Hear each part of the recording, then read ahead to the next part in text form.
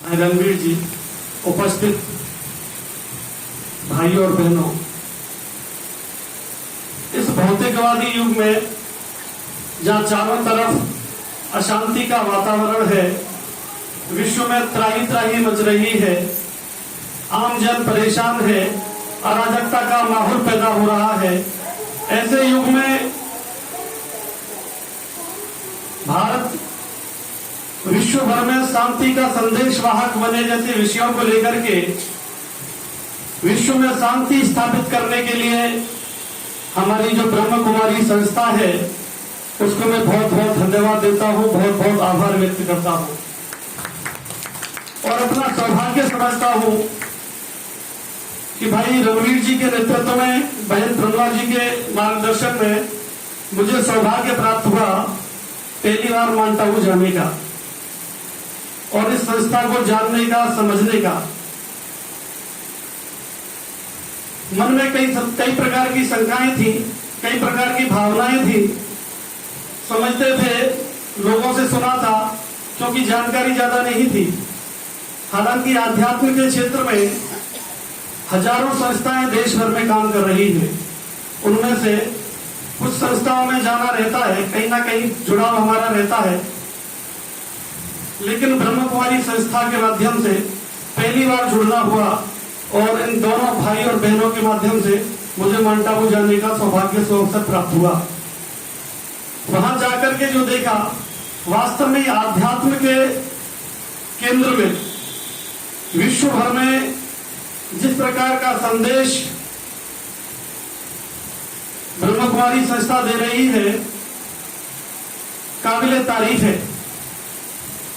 देश भर में अनेक सारी संस्थाएं काम कर रही होंगी, विश्व में भी अनेक सारी संस्थाएं काम कर रही होंगी, लेकिन मुझे कहने में कोई अतिशयोक्ति नहीं है कि जिस प्रकार का वातावरण, जिस प्रकार का नेतृत्व मैंने ब्रह्म कुमारी संस्था का देखा, ऐसा विरला नेतृत्व मैंने अन्य किसी संस्था का विश्व में शांति का संदेश देने के लिए आज तक कभी नहीं देखा। यह हम सब के लिए गौरव की बात है और मेरे लिए परम गौरव की बात है कि मुझे ऐसी संस्था से जुड़ने का सुअवसर प्राप्त हुआ। वहां जाकर के अनेक खट्टे मीठे अनुभव आए, भावनात्मक लगाव भी मैंने वहां पर देखा। आध्यात्म के क्षेत्र में आत्मा क्या है, यह कैसे अपना, इसका क्या स्वरूप है, मन और बुद्धि के द्वारा इसको कैसे कंट्रोल किया जाता है, परमपिता परमात्मा क्या है, ये सारी मन में जो जिज्ञासाएं थी। जब कोई भी व्यक्ति आध्यात्म के क्षेत्र में जुड़ता है तो स्वाभाविक सी बात है उसके मन में अनेक सारे प्रश्न रहते हैं। भाई भगवान क्या है, या ये वास्तव में जो सृष्टि का सिस्टम है, ईश्वर ने हमें जो पैदा किया है, हम खुद क्या हैं, इसको समझना।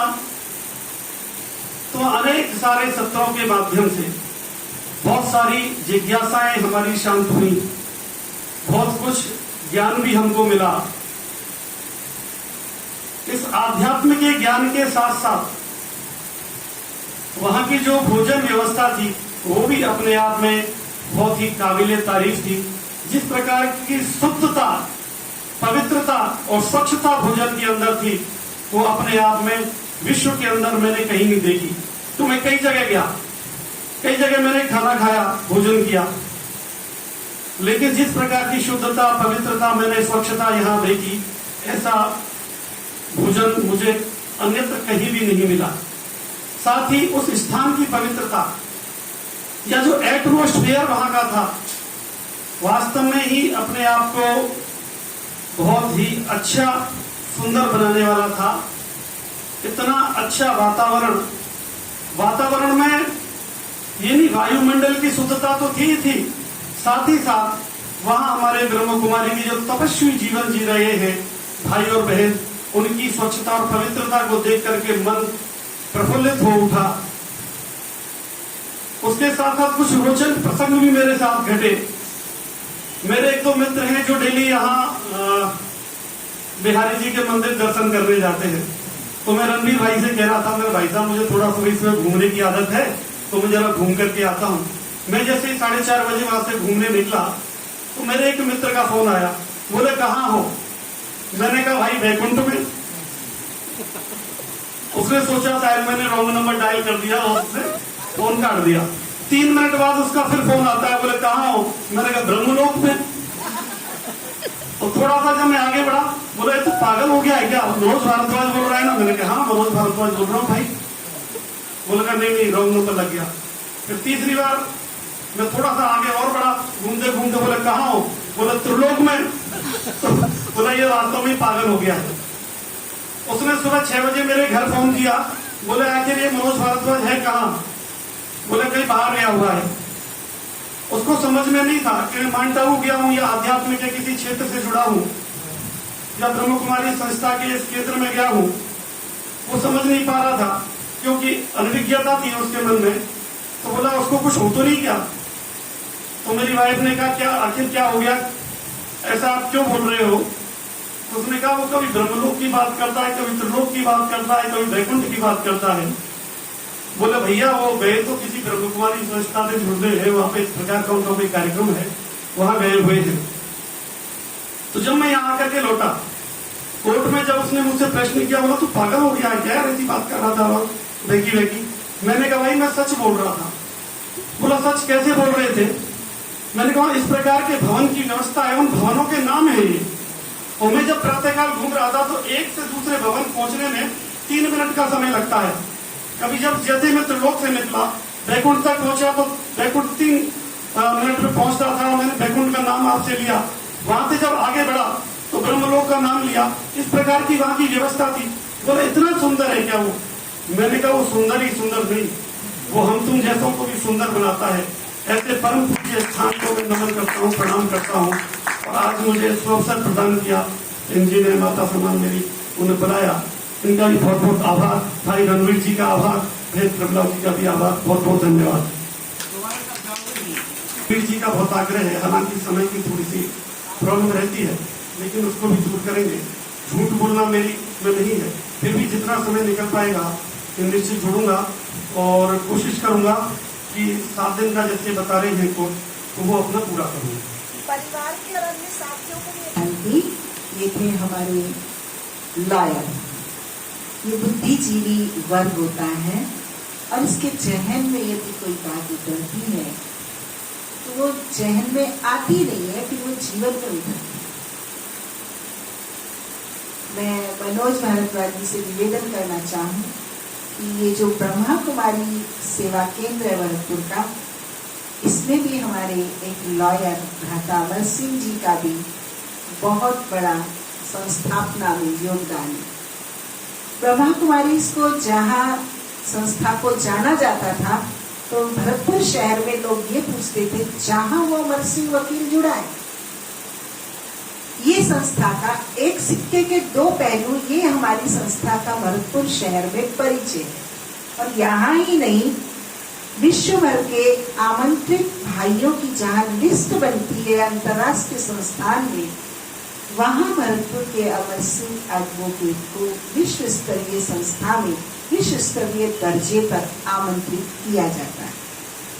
तो मैं समझती हूँ आप उनका ही प्रतिनिधित्व एक लॉयर के रूप में, बुद्धिजीवी और दिव्य बुद्धि। आपने बहुत सुंदर बात कही कि आत्मा को बुद्धि के स्तर पर कैसे नियंत्रित किया जाता है, कि मैंने वहां सीखा।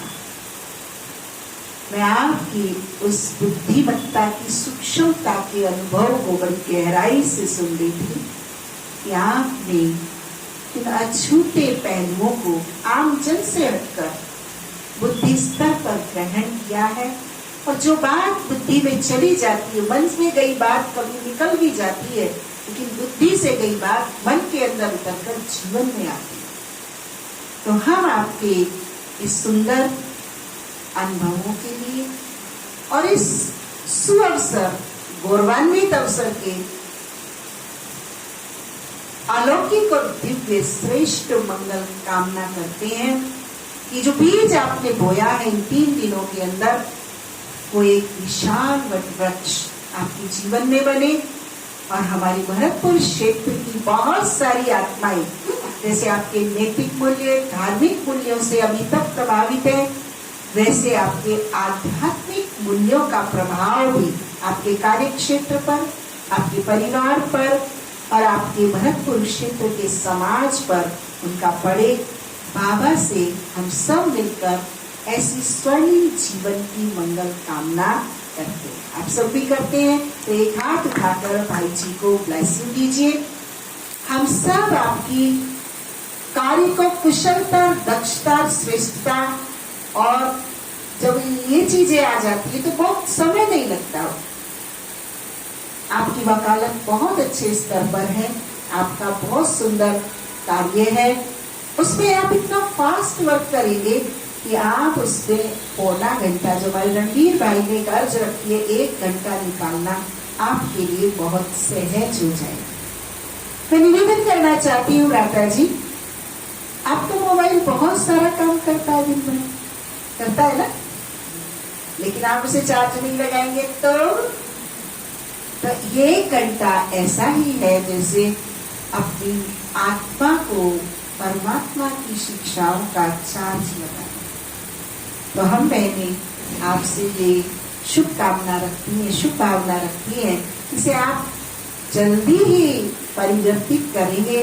अभी नवरात्रे आ रहे हैं, श्राद्ध पक्ष चल रहा है, तो श्रद्धा, आस्था, विश्वास यही है, नए विचार, नई संकल्पना, नई ऊर्जा यही है कि हम इसमें ये साप्ताहिक कोर्स भी करते हैं। हमारा निवेदन है, आग्रह है, फिर आप कोर्स कर लेंगे तब आप अनुभव करेंगे कि वास्तव में इससे मेरा समय कंज्यूम नहीं हुआ, बल्कि मेरा समय और बढ़ गया। तो इतनी सी रिक्वेस्ट, एक हिम्मत का कदम आपने बढ़ाया, दूसरा और एक बढ़ा के देखिए, फिर आप जो हमें कहेंगे हम आपकी बात मानेंगे। ओम शांति।